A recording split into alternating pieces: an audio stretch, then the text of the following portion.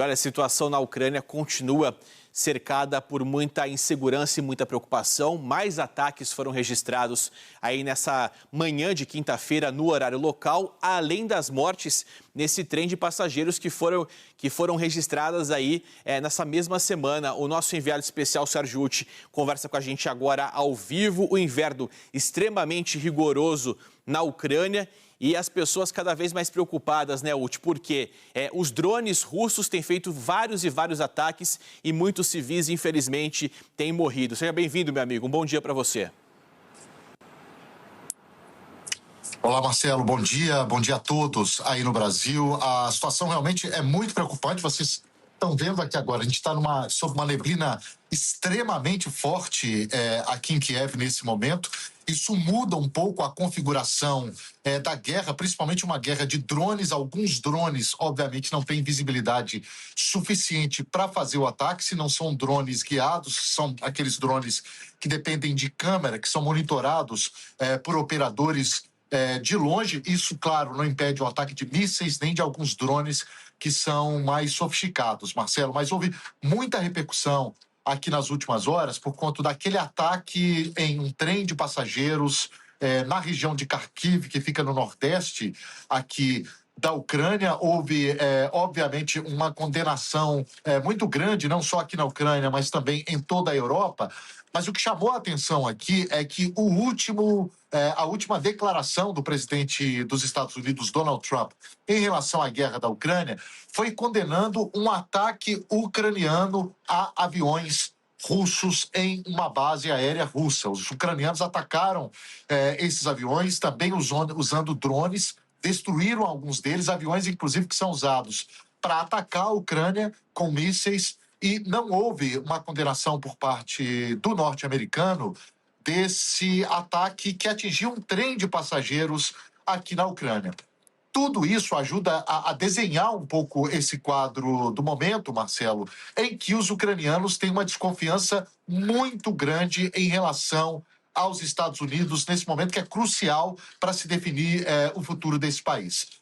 A Ucrânia diz que as garantias de segurança estão prontas para serem assinadas, que os Estados Unidos dariam essas garantias de segurança, mas o que se especula por aqui, inclusive foi uma notícia do Financial Times, é que os Estados Unidos condicionam essas garantias de segurança ao fato de os ucranianos cederem mais territórios para os russos, saírem da região de Donetsk. Ou seja, além daquele território que os russos invadiram e que hoje tem sob seu controle, os ucranianos teriam que entregar um pouco mais de território para que essa guerra termine, para que tenham as garantias de segurança dos Estados Unidos. Portanto, é tudo muito indefinido por aqui. E esse ataque, a que eu fiz referência, esse ataque dos aviões, segundo a presidência russa, quem disse isso foi o próprio presidente norte-americano e também o governo russo, vai haver uma resposta, pode haver um ataque massivo nas próximas horas,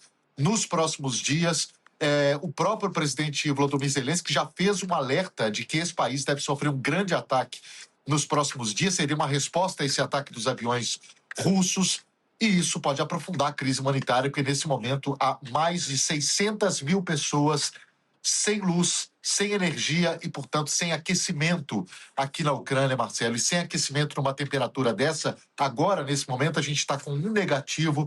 No domingo, teremos 25 graus negativos, se a previsão estiver certa aqui na capital ucraniana, Marcelo. E, obviamente, qualquer ataque, principalmente à infraestrutura de energia, deixa tudo muito pior. Ou seja, é um cenário que já está terrível, uma guerra que já se arrasta há muitos e muitos meses. Sérgio Uti já esteve várias vezes na Ucrânia mostrando e acompanhando o avanço desse conflito. E nesse cenário que a gente tem atual, é um cenário que impacta muito, principalmente os civis, justamente por causa do clima que acaba sendo terrível, como a gente sabe. Ô, Sérgio Uti, queria perguntar para você, e sempre gosto que você traga para a gente, meu amigo, a sua análise, não só enquanto jornalista, mas enquanto cidadão. O que você tem visto desde a sua última visita, desde a sua última cobertura em loco na Ucrânia. A gente percebe realmente, talvez, uma esperança por parte do ucraniano ou, de fato, o cidadão ucraniano já não tem mais esperança alguma, não sabe ou não consegue enxergar o fim desse conflito? Olha, as pessoas estão muito divididas, Marcelo. Ao mesmo tempo em que, obviamente, todo mundo quer o fim dessa guerra, não tem ninguém que quer continuar com a guerra, com ataques todos os dias. Muitos acham que as condições colocadas para que essa guerra termine são condições muito difíceis para a Ucrânia, porque você imagina, eles perderam centenas de milhares de homens, de soldados, homens e mulheres, nesses últimos 4 anos, principalmente, e agora muitos destas pessoas que morreram defendendo aquela parte de Donetsk, por exemplo, que os Estados Unidos querem que os ucranianos entreguem para os russos, muitos aqui acham que não é justo. Então, não é difícil encontrar pessoas que digam assim, olha, nessas condições a gente tem que continuar, a gente não tem escolha a não ser continuar defendendo o nosso país. A grande questão é como defender esse país sem a ajuda militar dos Estados Unidos.